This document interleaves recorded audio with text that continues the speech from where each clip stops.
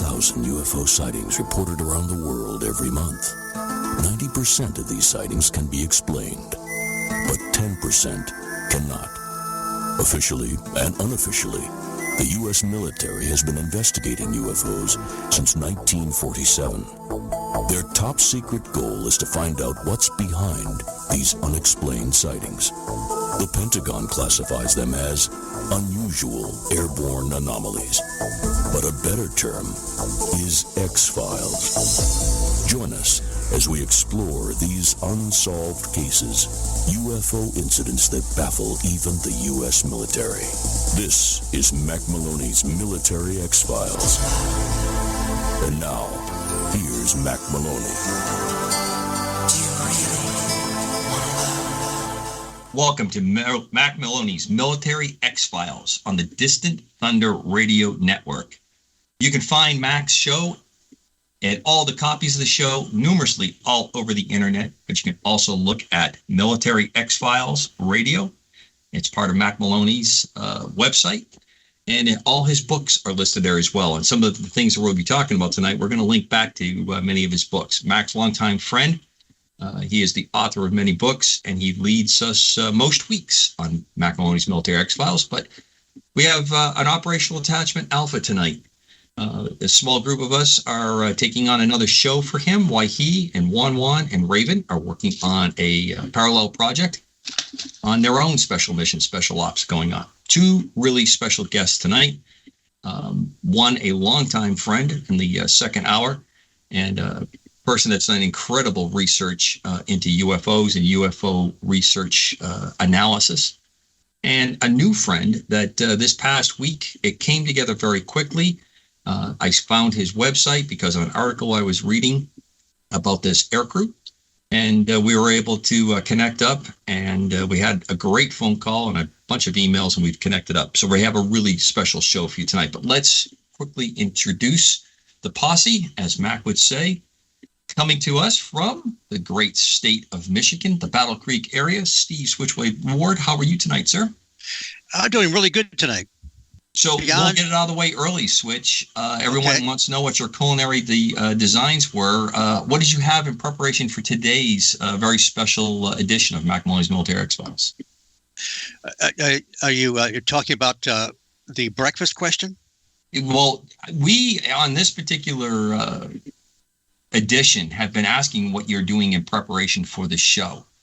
What you do for that. If you remember correctly, has invoked some very interesting followings on this. So yes, you can tell me about breakfast, but I thought maybe you had a special meal that you might have had in preparation, carb loading for the marathon kind of thing. I see. Okay. Well, it's the old staple, sugar frosted flakes, I'm afraid, with 2% milk and hot black coffee. With, which invokes many memories of stories, Tony the Tiger costumes and ensembles, but we'll go into that some other time. Well, I have to tell you that the last time I really disappointed Mac because all I had was an energy bar for breakfast. I explained I was a busy guy and I didn't have time to prepare anything. Probably brought the ratings down, so you got to be careful. Probably, and I feel bad. Coming out of the great state of New Hampshire, a fellow New Englander, longtime friend of Mac Maloney, Agent X, the man that worked for the three-letter agencies and then worked for the three-letter agencies, a career military man for the United States Army. Very good friend of mine as well, and always a pleasure to talk. Agent X, how are you tonight? Firing on all 8 cylinders, Commander, and thanks for having me, and it's good to hear the crew. I'll ask quickly, did you have any special meal in preparation? Because I know you are an extremely physically fit individual, and you're back working out on a pretty heavy workout schedule. Anything special that you do prepare to come on for Mac's show?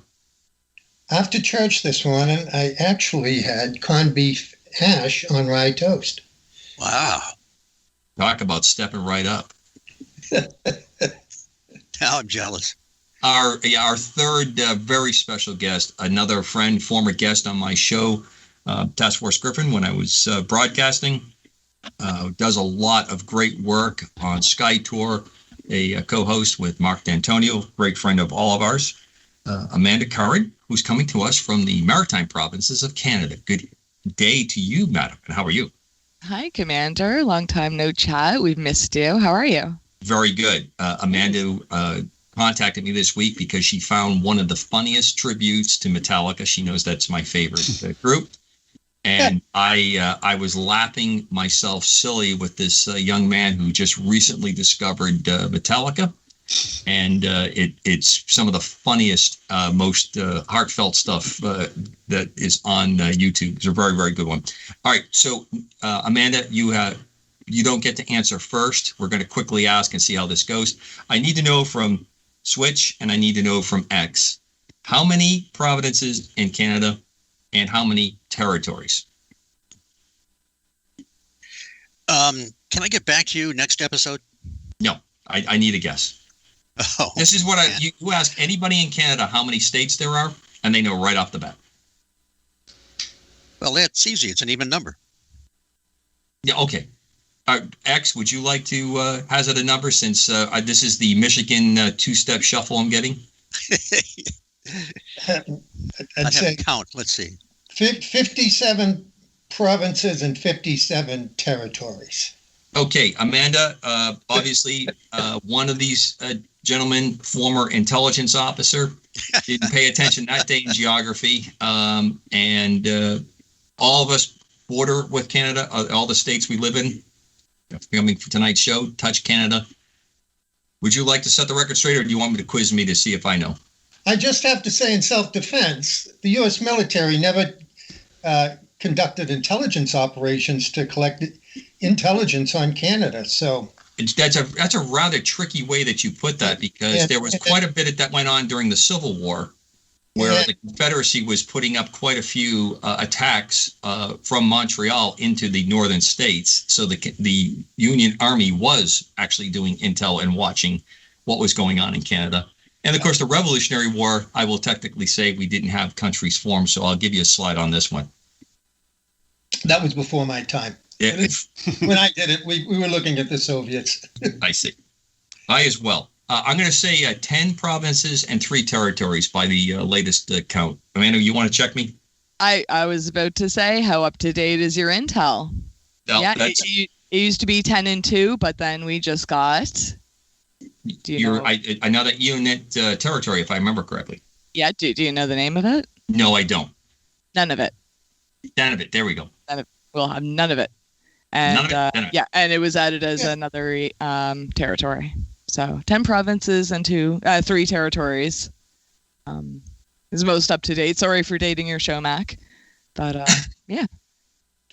I would have probably been short 1 or 2 provinces, and I would have had no clue about territories. Yeah, that's great, Switch. I always like a good submariner when they slide across the line. This is what I would have said if I really was playing. That's wonderful. Look, we've taken enough time on geography and fun with maps and fun with flags. Our guest tonight, first hour, Clint Hayes. I consider a really good friend because of our great calls and leading up to this show and our shared interests. We've had some interesting intersections in our lives here that we didn't know about until we started talking about his great work. Clint coming us from the great state of Texas, and he has done incredible amount of research and work on Jay Zeamer, one of the best pilots, I think, that was in the United States Army Aviation Forces during World War II, received the Medal of Honor, and has a great story behind it. Clint, welcome to Mac Maloney's Military X-Files, and to take the time to join us tonight. Well, thank you. I appreciate it. It's a pleasure to be here. So, Clint, you need to just give that thumbnail sketch how you got hooked onto this particular crew, this particular case, and doing the research with them. I can blame that on my dad. Back in 1993, I was in the process of looking for subject material for my first serious effort at a feature screenplay, and my dad knew that. My dad's a private pilot, has been since the 60s, and he was in grade school during World War II, so like a lot of kids back then, he fell in love with the B-17 and with the P-51. He sent me, and we've both shared a love of World War II aviation. So So he sent me a book called Flying Forts by Martin Caden, and he said, read the first chapter, that's your story. So, okay, well, I'm hooked. So I went ahead and read it, and he couldn't have known then what kind of snowball he was starting. Right. Because I was 24, 25 at the time, and now almost 30 years later, I'm still working on this story off and on. It hasn't been steady throughout, but it has been consistent throughout. And there's no other story quite like it.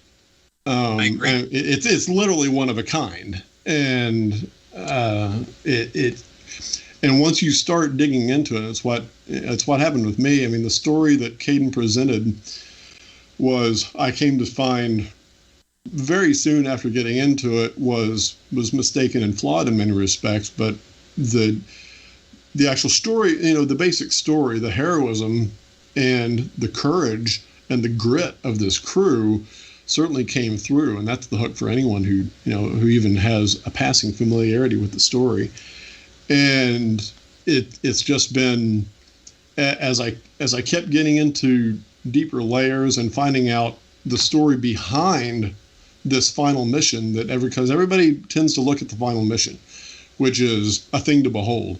But once you start digging into the story and finding out the real story behind the one that's sort of been passed down over the years, you realize this is so much more than even what that was. And then if you dig even more into the personalities of the various crew members, and especially the two Medal of Honor recipients from the mission, Zeamer and his bombardier Sarnowski, it's just, there's no story quite like it. And there's a reason why I've spent the last, quarter century, literally my entire adult life, working on trying to get this story out there in as many ways and in as many public ways as possible. It's incredible. I want to throw a quick tip of the hat to Mr. Caden. I got very close to meeting him. I had read many of his books growing up as well, and I preceded you by a few years. And I remember as a student pilot reading in the back of Flying Magazine, he had put an ad in the back of Flying Magazine and some of the other very popular magazines at the time. In the 80s, he started working on ghosts and paranormal activity around flying. And he was looking for people to send stories in. And I never forgot the ad. And I tracked him down.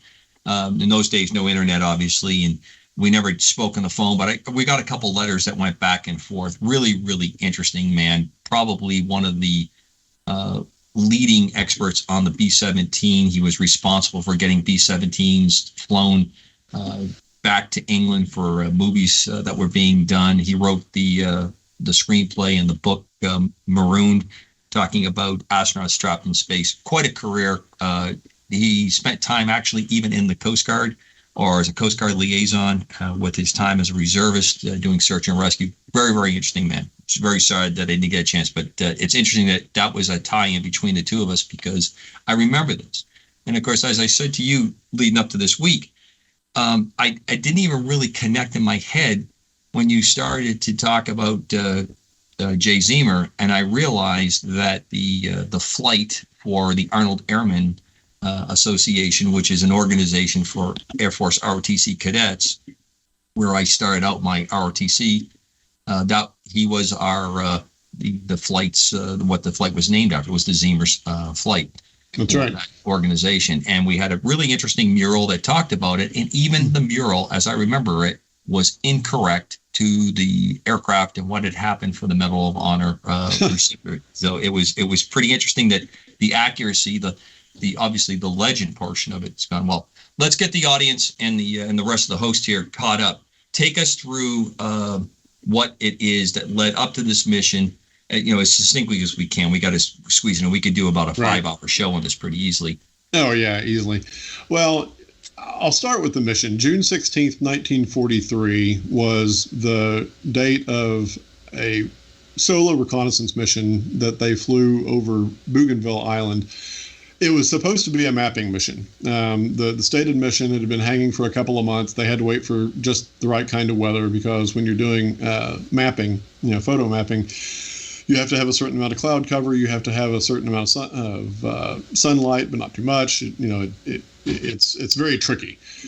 They had to get there at a certain time of day, and if the weather conditions changed even a little bit, then they had to scrub it. And it had kept getting scrubbed for a couple of months. It was important because Operation Cartwheel at that time was premised on, which was the essential goal was to isolate Rabaul. Rabaul on the island of New Britain in the Solomons was considered the big bad of the Southwest Pacific Theater. It was the most fortified harbor in the South Pacific, and it was where everything was emanating from in terms of the Japanese movement down. At this point in time, through 42 and into 43, the Japanese were very close to being able to. They were already starting to bomb Darwin in northwestern Australia. They bombed Townsville on the east coast of Australia. So there was a real fear about Japan being able to, invade Australia. The Army Air Forces at the time were. It was Gilligan's Island and MacGyver rolled into one. Absolutely, really good way to put it, because the effort was all dedicated to Europe. Yes, yeah. Everyone's eyes were on Europe, and you had a supply chain that was something like 6,000 miles long, and so they were very much left on their own. It was all about ingenuity. It was about being scrappy. It was about hanging on by your fingernails, just to try to heckle and prick and plug, whatever you could on the Japanese effort. And they did it. And they really did do it hanging on by their fingernails, until finally they got enough of a grip and were able to hold them off. And obviously the U.S. Navy, had a huge part to play in that, in the Battle of the Coral Sea, which stopped Japan from taking Port Moresby on the southern coast of New Guinea. And then the Army Air Corps, Army Air Force came in and was able to start getting a foothold and start holding them back. And it wasn't until the spring of 43 that there was enough that they had sort of surpassed the defensive position and were able to start being offensive in nature. And to be able to do that, they needed to try to take out Rabaul, or at least neutralize it. And that meant marching up the Solomon Islands chain. And to do that, they needed maps. You can't land Marines if you don't know, where the landing places are. And to that effort, they needed maps of Bougainville Island, which is the largest island on the northern end of the Solomons. So they kept sending. The 8th Photo Recon Squadron had done a lot of work in that respect, but they would sometimes farm this work out to the various squadrons. They had dedicated B-17s for this purpose. Most of the time they'd use F-5s, which were photo variants of the P-38. But they would use B-17s for some of these long-range missions. They'd put fuel tanks in the bomb bay. There was no fighter support, pretty much in general. There was almost no fighter support for any of the bombing raids in the South Pacific. They just didn't have the capability at that point. So you would send these lone B-17s out on these 8-hour missions with no support. And Jay Zeamer was the kind of guy who didn't like to take any chances. So he and his crew, when they got hold of this particular B-17, decided to Zeemerize it, as they like to call it. And the B-17s in the Southwest Pacific usually had 12 to 13 50s on them already. They wouldn't come from the factory that way. There was a whole lot of engineering done, modifications done in theater, where they'd add more nose protection. They'd put twin 50s in the radio hatch. That wasn't enough for Zeamer. He knew what he was going up against. When you're flying a mapping mission, you have to fly straight and level. You cannot deviate from that, or you get blurred maps, which are worthless. And this particular mission required a 22-minute run down the west coast of Bougainville. So that's 22 minutes of level flight at 25,000 feet, leaving a bright white contrail behind you, alerting everybody in the area, hey, we're here. So he decided that he wanted to take after some of his friends down in the South Pacific. He mounted a 50 on the deck of the bombardier's compartment that he could fire himself. Just pointed straight forward. He said it would fortify him when he had to turn into some of these Japanese planes. He'd learned a technique in the 22nd Bomb Group, flying B-26s, that the Zero with its fixed guns, if they turned into them, the Zeros would keep trying to turn to get their fixed 30s on them, and they would literally just roll them over on their backs. And by the time they rolled over and went past them, then the rear gunners in the B-17 or the B-26 for that matter, could rake them as they went by. It required a certain kind of flying, certainly not the kind of flying that most B-17 pilots were used to flying, but it was effective. And he used this technique very fruitfully, especially on that last mission, because when they were leaving that morning, he had gotten a call the night before saying they needed to add a recon of Buka Island, which is this little bitty island on the northern tip of Bougainville that had an airfield. And there had been intelligence that the Japanese were moving a lot of Zeros, Navy Zeros, down to Buka, getting ready for an attack on Guadalcanal. And so Buka they feared that Buka had all these new planes there. A couple of weeks before, Zeamer had been up with his crew to the same place, essentially the same mission, not mapping, just a recon of Buka, and they'd only run into the half dozen Army Zeros that they always did, who were never much of a threat.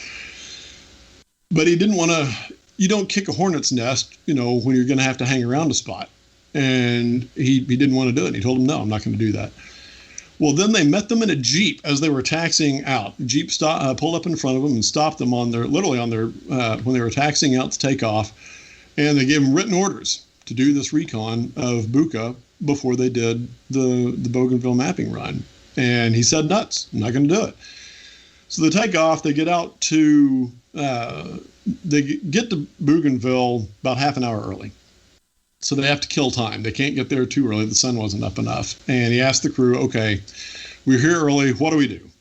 We can fly around the ocean for a little while and then come back and start the mapping mission.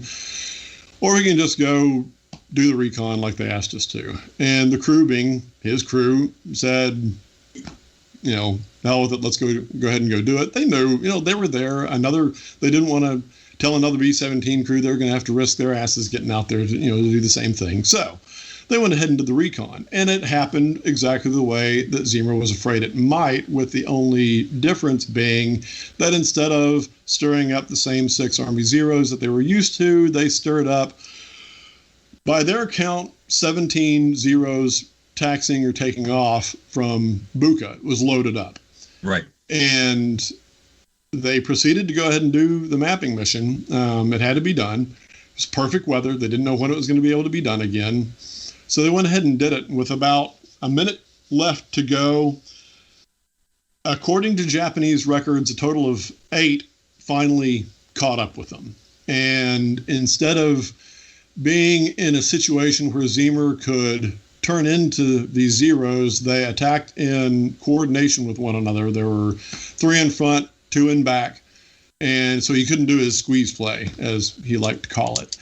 And the first 2 minutes, and actually you could probably burrow that down to the first about 30 seconds of that encounter, changed the war for all of them. The combined attack wounded Zeamer grievously, mortally wounded the bombardier, Joseph Sarnowski, wounded 3 others, set the oxygen tanks on fire, and caused them to have to dive from 25,000 feet down to about 10,000.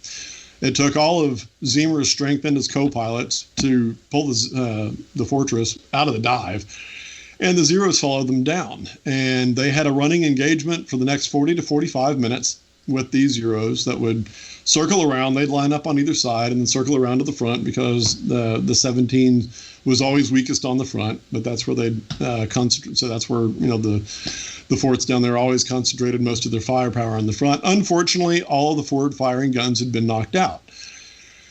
So Zeamer at that point was able to start doing his squeeze play and turning into one and then the other, where he just, he'd crank it over. And being the engineer that he was, he knew the limits of his plane. He would fly the B-17 to the absolute limits of its design, not past. He knew, like I said, he knew his plane, but he had scared enough people off from wanting to be on his crew that it helped distill things for people who wanted to be on his crew. He had exactly the crew that he needed on his aircraft. He and Sarnosky handpicked them, and they weeded out the misfits and the screw-offs, which is ironic because the legend of the Eager Beavers is they were all legends. They were all misfits and screw-offs, the dregs of the squadron that he put together. It was this whole Dirty Dozen story, when in fact it was the exact opposite. He had a crew of very cool professionals like he and Sarnosky with him, and that's what they did. And for 40 to 45 minutes, they put up this running fight until the Zeros finally gave up. Most of them were out of fuel. A couple of them had to limp down. One of them did go into the ocean, and then they had to get back. Well, Zeamer was fading in and out of consciousness, and the co-pilot, who miraculously was uninjured, took care of the rest of the crew while the top turret gunner took the flight controls for an hour and a half. And Zeamer, being the guy who, he wanted everybody versed. Preparation was the name of his game. He was a Boy Scout. He was an Eagle Scout at the age of 13. And he was all about preparation. He said that fear comes from lack of preparation. So they trained and trained and trained. And, so everybody had flown the plane, at least some. So Johnny Abel, the top turret gunner, assistant engineer that day, took over. He was down 2 original crew members. They were out with malaria. So they had a substitute pilot and a substitute belly turret gunner. And Johnny flew the plane while Britton, the co-pilot, helped take care of the rest of the crew. The radio operator had been nicked in the neck, but he was able to triangulate and get a fix on Dabadura, which was on the east coast of New Guinea. It was an emergency strip that they were using. So they limped their way back to Dabadura. They landed hot. They had no flaps. They had no brakes, but Britton greased her in the best he could, and he said it was the best landing he ever made. And for that mission, Zeamer and Sarnosky were awarded the Congressional Medal of Honor, and the rest of the crew were awarded the Distinguished Service Cross, which is only one step removed from the Medal of Honor. Right. Most decorated crew. They are the most highly decorated military, and a complete rarity that you would have that many people on one aircraft. We're up against our break.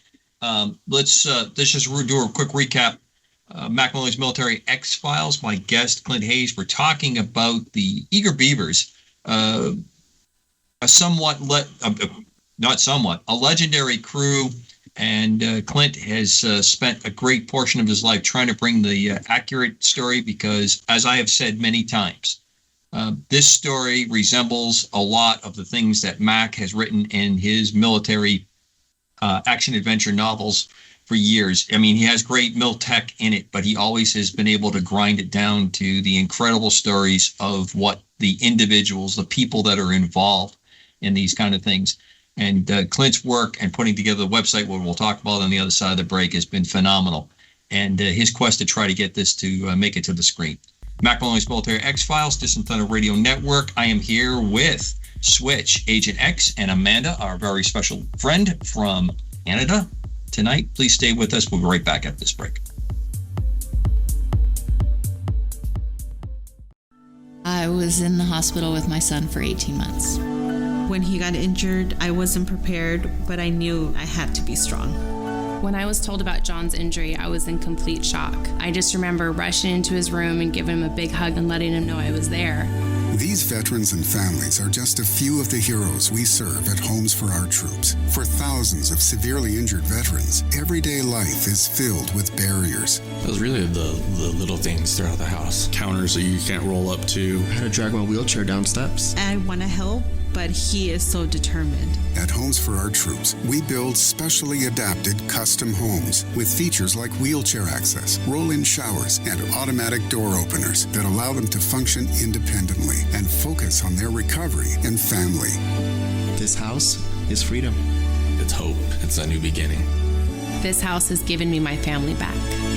To learn more, visit hfotusa.org.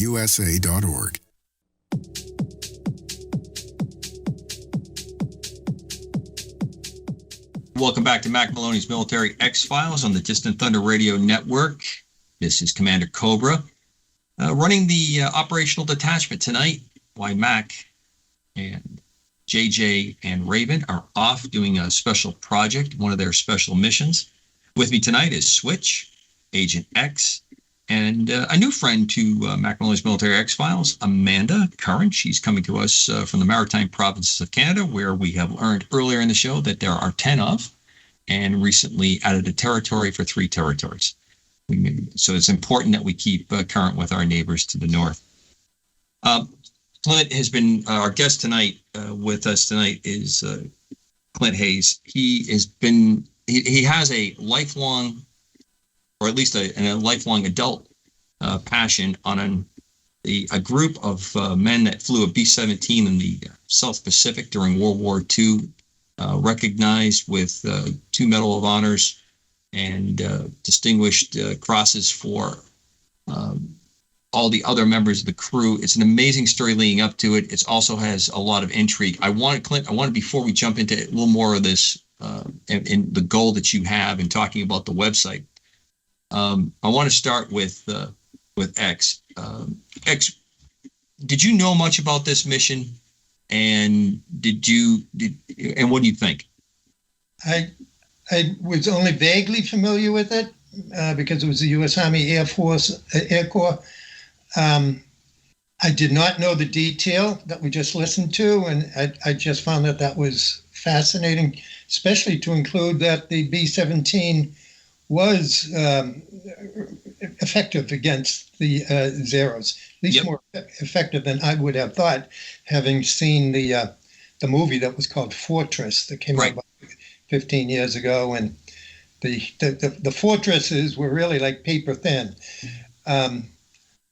So no, I had not known that much. I do know, and I was going to ask the guest to comment on it. I've been told, I don't know if it's true, I tried to look it up and can't verify it, that the U.S. Army Air Corps in World War II had more losses than the U.S. Navy and the Marine Corps combined. It was a very dangerous job. Can you shed any light on that, Clinton? Yeah, sure. I do believe that that's correct. That's mostly due to the European theater. It's funny because the European theater was literally the polar opposite of the Southwest Pacific in every conceivable way, literally and figuratively. Obviously the fatality rate of Europe was horrific.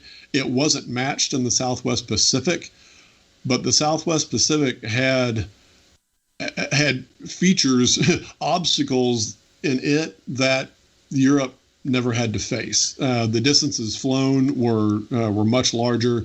Instead of having 4 or 5 hour missions, they had 2-day missions. These missions could last 17 or 18 hours because the distance having to be covered. They're having to fly from Australia to New Guinea and then out to the various islands or far north New Guinea that they were having to either recon, bomb, whatever. So yeah, the fatality rate in Europe was far higher, but the nature of the war in the Southwest Pacific was you had to see it to believe it. When I said it was Gilligan's Island meets MacGyver, it's not really far-fetched. They were having to, their supply line was stretched so thin and the dust was so bad that they were having to, in the early days, they were having to patch bullet holes with flattened tin cans. They were having to cannibalize their planes to be able to get others flying.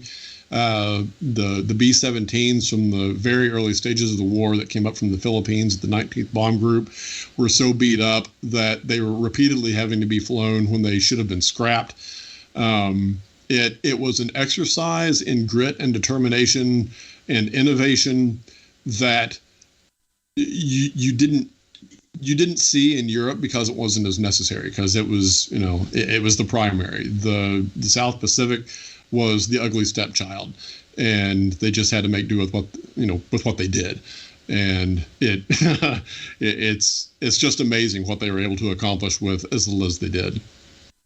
Amanda, you're probably obviously the youngest, but you also have a very unique, kind of a clean slate on everything around the story, and not a lot of direct experience. But you have always demonstrated to me a keen sense of being sensitive and getting a really deep understanding of people that when we've talked about them, and other people that we've collectively been in the same room, same virtual room for the shows.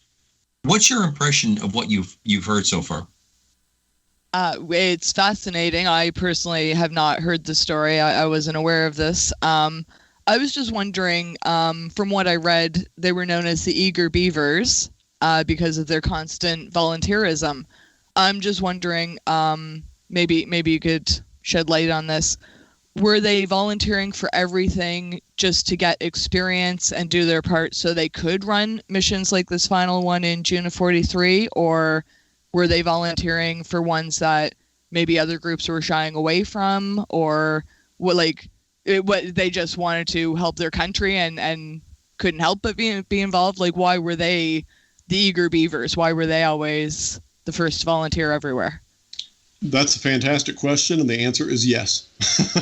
To all. Now you know why we spent the extra money to bring her in virtually from Canada for the show. Right. Yeah, no, it's a great question, and it has to do with the nature of the two men responsible for putting the crew together. The feature screenplay that I wrote and the miniseries adaptation that I've created from it are both titled Above and Beyond, and for a very specific reason.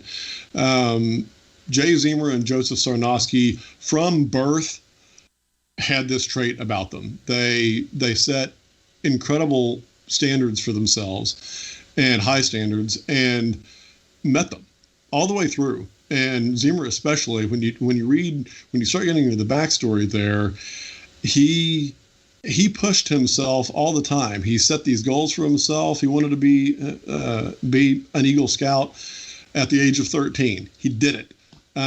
This is a guy who, when he failed the Navy flight exam because of his vision, he spent a summer using an eye technique that was later disproven to work scientifically, and yet in 3 months he fixed his eyesight with it and passed the Navy exam. Yeah, I mean, the guy, he's a thing to behold. He was first put into the B-26. The B-26 did not fit his personality. He was in this plane for 16 months. He was never able to transition from the right seat to the left seat. He never became command pilot.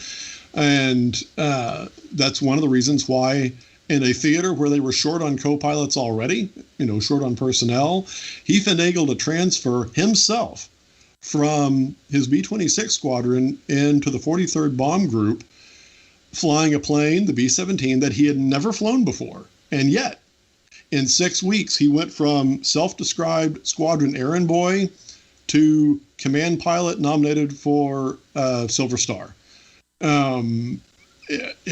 It's just his nature. And so he put this crew together, and he was always volunteering for missions. He wanted to fly. He had loved airplanes since he was a kid. He got his pilot's license before he went to war. He was the manager of the flight club at MIT when he was there. This is a guy who was always pushing himself. And that's the crew that he wanted, and he got it. They handpicked this crew, and he was always volunteering for missions, and they were fine with that. They wanted to move the chains. They were a lean forward group of guys, and it's not, and I want to be careful, because it's not that they were braver or more courageous than any of the guys down there. They weren't. All these guys, put themselves out there in ways that that you would expect, especially from that generation. In fact, they repeatedly have stated that over the years in the writings that are left behind by the members of the crew that survived. Yeah, that they didn't see themselves as any braver or any more capable. No, of course not. And they knew there were, everybody around them was just as brave in that respect as they were, but they weren't quite as eager. And I think that's a little bit of the difference, is that, and I've talked to other veterans down there, and lots of them actually, and they all said a similar thing. The difference between guys like Zeamer and his great friend Ken McCullough, who was a legend in the Southwest Pacific, another B-17 pilot, they just wanted to be up. And one of the lines that I use in the script, it's not one that it's not something that I know Jay Zeamer said, but it's something that I would fully expect him to say. If I can sit, I can fly. He didn't like sitting around, and that's why even though they were starting to fly regular combat missions almost every day, come May 1943, they're now the tip of the spear. They're up in Port Moresby. They're actively in combat for the first time almost since their inception. It's what they had been working towards. When this camera plane comes in from the 8th Photo Recon Squadron, it's referred to as a hard luck Hattie because it's got, it just seems to have bad luck attached to it. The tail number is 412666. So, that's where they got old 666 from. And, this plane just had this reputation, but Zeamer sees it as an opportunity.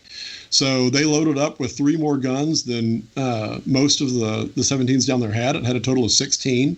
It had twin 50s in the waist, which is quite possibly the only instance of that in World War II on a plane that was going to be used in combat. Right. They experimented with it in the European theater, but the B-17s were too heavy, and it turned out not being helpful. But for their missions, going up against with that kind of situation, they wanted as many guns as possible, and they wanted to fly as much as possible. They wanted to move the chains. They didn't want to be sitting around. They would rather be flying than sitting, and they wanted to do it as much as possible. Switch, give me your take on this. You and I, we've talked a lot of military parts and pieces. What's your reaction to all this? You served in an extremely demanding crew ship. So you understand that crew philosophy, and when everybody next to you is dependent on the person next to them doing their job and covering for each other. Right. It just gets to be a matter of habit and, making sure, you don't want to miss labeling a gauge improperly on your logs, anything like that. Yeah, I've never heard of this story. And, one thing that occurred to me, I wondered, was there any recognition at the time? Obviously not prior to a mission, but were they had all these decorations. They were certainly recognized by the military, but did they get any? Was there even a newsreel dedicated to any of their missions? Did people at the time know about them, or maybe just shortly after the war? They were starting to get some recognition thanks to some AP reports, various newspaper wire reports coming out of the area. There was a mission to Wewak in May of 43 that made a lot of the newspapers. If you get on newspapers.com and do a search on this crew, this one pops up repeatedly, where against orders after their own bombing run, Zeamer got so annoyed at the searchlights that he took the 17 down to 900 feet, and the crew strafed the searchlights. They knocked 3 of them out. and so the planes coming in behind him wouldn't have to suffer the wrath of searchlights. And that got some notice. Now, what's interesting is that he was awarded a second Silver Star, and Zeamer himself wrote that it was for that mission. But if you actually look at the commendation itself, it refers to another mission that I can't even find any details on. I know that it happened. It's in his logbook, but there didn't seem to be anything special about it. I know that he got called to the carpet on that WEWAC mission, and it makes me wonder if he came up against a possible court-martial for another mission and possibly for this one as well. But when the press picked up on this mission, I think the brass got cold feet about pushing that. And this is one of those areas where one of the unfortunate things that's been passed down over the years about Zeamer, I don't like the word renegade. He was a maverick, to be sure. He liked to go out on his own path. But to me, there's a difference between a renegade and a maverick. And calling him a renegade doesn't understand the meaning of the term. He liked to push limits when he felt like it was necessary. He felt that was necessary to protect the other bombers on the mission, and he would do that on a fairly regular basis. But once they started getting some press, the other squadron, their squadron mates recognized that they like to be fully prepared. They did get a reputation for that. And once they started calling themselves the Eager Beavers for their constant, volunteering, the rest of the squadron did pick up on it. But they also couldn't escape the fact that Zeamer himself and his crew were something different. Most crews didn't take over a B-7, didn't requisition a camera plane with a bad reputation for themselves and then put red tape across the revetment saying "keep out," while they stripped all the armor plating out of it to make it faster and put new engines on it, and take out all the armor cans just because they wanted to get the weight down so it'd be as fast as they could possibly make it. They recognize. Let me quickly jump a couple of things in it you said. Go ahead. When they did this work on this airplane, they were mostly doing it themselves. Yes. This Pacific, South Pacific especially, did not have a lot of pilots, didn't have a lot of navigators, bombardiers, crew members, and the same thing went for their maintenance crews. So this is another thing about Zeamer's background that when you get into the website and when you start to do a little research that Clint has compiled, you find out that he was truly an engineer. And I wanted to throw that in there, that the mascot of MIT is a beaver, nature's engineer. And I always thought that was kind of a unique crossover. I don't think it was intentional. I have no way to know now. But I thought that was kind of a unique tie-in to it. But that's funny. Now you know what? I never noticed. He flew the B-17 like an A-17. He flew it like an attack platform, and that is another part of this that I think is critical background to what's going on. The bomber philosophy and the massed formation and the daylight precision bombing. That was the core understanding of where the United States was with its bomber fleet going in. You have the South Pacific was because of the conditions they were in. They were taking bomber airplanes and turning them into attack airplanes. The work that was done under General Kenny, another famous aviator that comes out of this, Pappy Gunn, flying his activities in there. That was a show that I did in the past on him. They were modifying airplanes in a way to turn them into an attack platform. That's what Jay Zeamer did with his crew. But he goes a step that is just so overlooked. Everybody had the ability to keep the plane in the air and fly it to some level of competency. That doesn't necessarily mean they would have been able to get it back to land it, but they can get it to a safe place to bail out and survive. This is the kind of level of stuff that goes on. And it's curious to me, because what I really want to spend this last part with you, Clint, is talking about what the goal is, what you're doing with your website, and we should tell everybody Zeamer, eagerbeavers.com, Zeamer. ERS. Zeamer, Eager Beavers. Yeah. Mm-hmm. Eagerbeavers.com. That's the site. Yes. Talk a little bit about your quest to get this, because I think this is more than worthy to be a Band of Brothers, Pacific, the other great show that HBO did about the Marines in the South Pacific, much like they did with Band of Brothers. I think so. Yeah. Where are you with that? Tell us what you're driving with and all the stuff you've done with the website. Well, the website was partly I just wanted to have a public presence for the crew, because at the time there wasn't even a book out about them. And then the Drury and Clavin book came out, Lucky 666, which I'm glad it came out. And you and I have talked about this. I mean, there are a lot of issues with that book, but at least it did get the story out. But I wanted to have my web presence getting the real story of the crew out there, but also obviously the more awareness I can raise about the crew, the more chances that I have to be able to get it even more into the public realm. I've been trying since the 90s to get either a feature or most recently a miniseries done. I finally decided on the miniseries just because I feel like the time could not be more ripe right now for a miniseries of this nature, because you've got Masters of the Air coming out presumably in 2022, which tells, to me, it's a compliment to this story. It tells the B-17 story in Europe.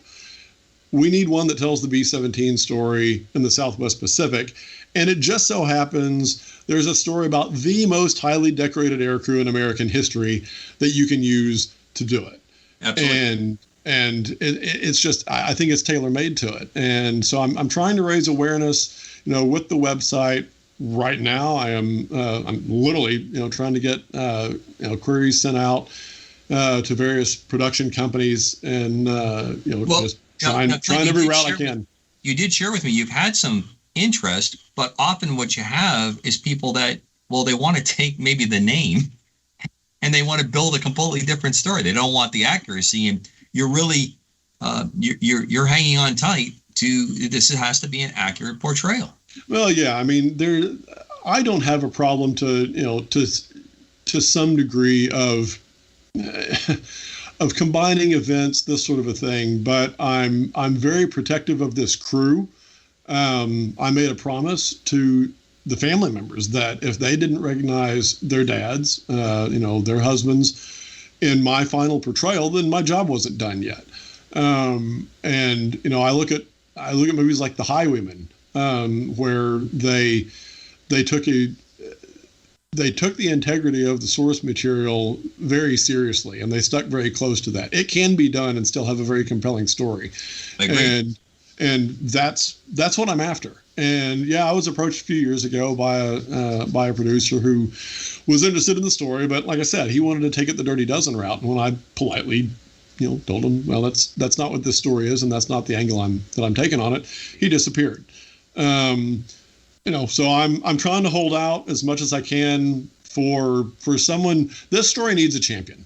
And it needs a champion the way, films like, Forrest Gump and The Princess Bride, people who found the source material, and The Highwaymen, who found the source material so compelling that they felt like, okay, this needs to not change. This story needs to stay the way it is, and we just need to hold on to it as long as it takes to get it told the right way.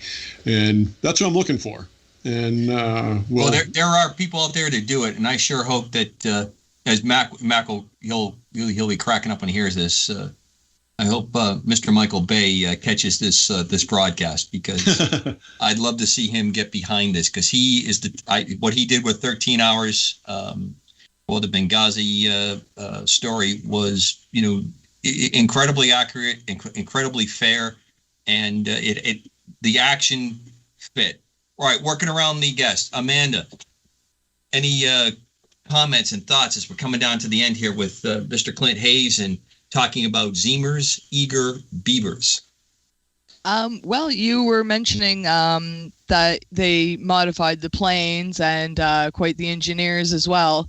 I thought I read something on your website that one of the planes was recovered from like a military plane graveyard and parts were used for another plane. What did the plane crash, or is that where like the planes go when they've been retired, or can you touch on that story? Yeah, you know just what I mean?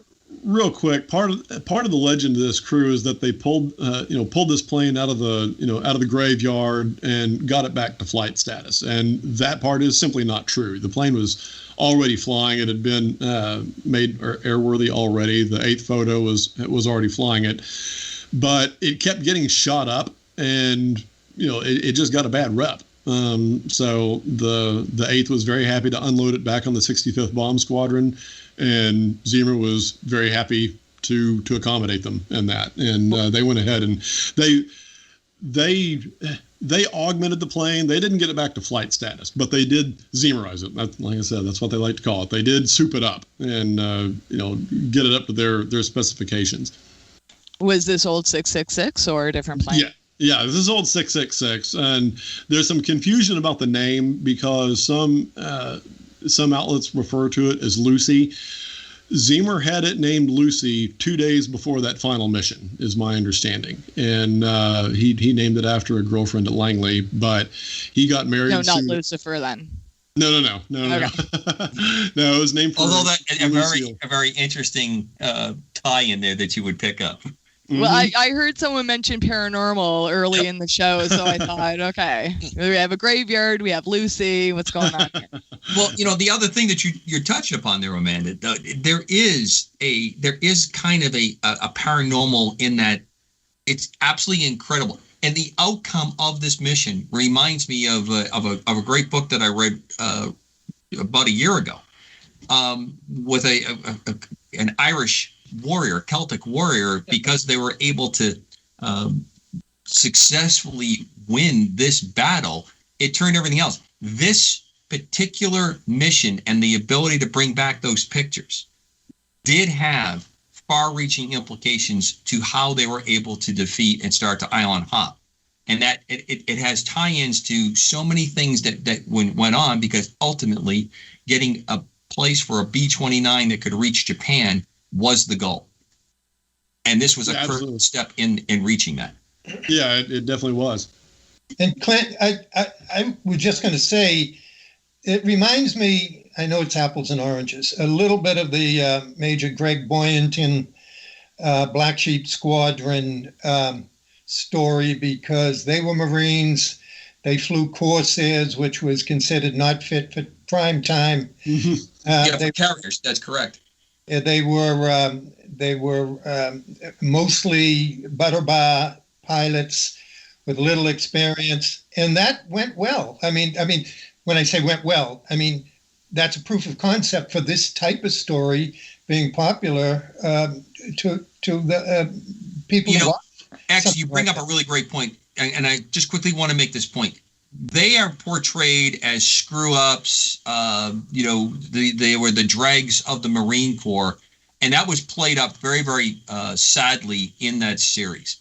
And many of them were very upset in the later years for the terms, because that is not what it was. They were pilots that were caught in different places between squadrons and assignments. Right. And right. Bollington, because and one of my heroes, I'm looking at a signed autograph picture.